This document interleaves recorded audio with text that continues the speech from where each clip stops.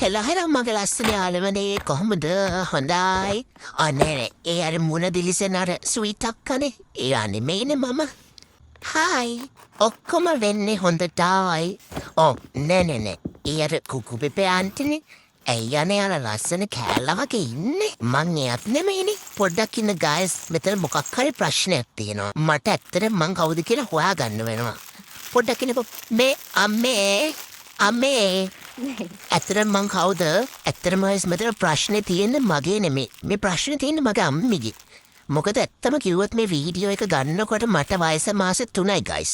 හැබැයි දැන් මේ වෙනකොට මට වයස මාස 4කුත් පැනලා. අපේ අම්මේ මට මේකට වොයිස් කට් එක කරන්න දෙනකොට මාස 4කුත් පැනලා. ඉතින් guys මට මං කවුද කියන එක අමතක වෙන්නේ අහන්න දෙයක් නැහැ නේ. හරි ඉතින්. මම ස්නෝ මැනික සුදු පුතා රත්තරන් වස්තුව සුදු කැටේ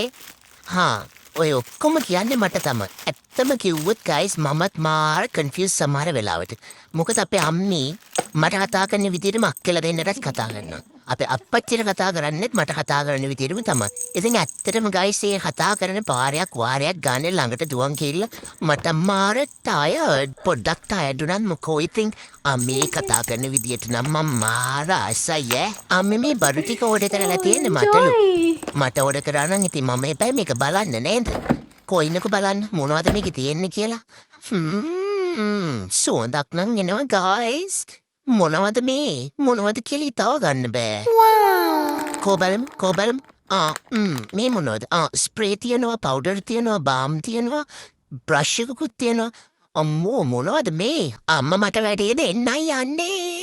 මෙච්චර දේවල් ගොඩක් උලන්න තරම් මට ඇඟක් තියෙනවද දෙයියෝ සාරා නැන්දි මාව එක්කන් යන්නෝ සාරා නැන්දි තමයි අම්මලට මාව හොයලා දුන්නේ මට මේ වගේ හොඳ අම්මියෙකුයි තාත්තියෙකුයි අක්කලා දෙන්නෙකුයි හොයලා දුන්නට සාරා නැන්දිටයි රොෂන් මාමටයි රෝහි බබාටයි තෙම්කෝ හොඳේ මට දොයි මතයි බා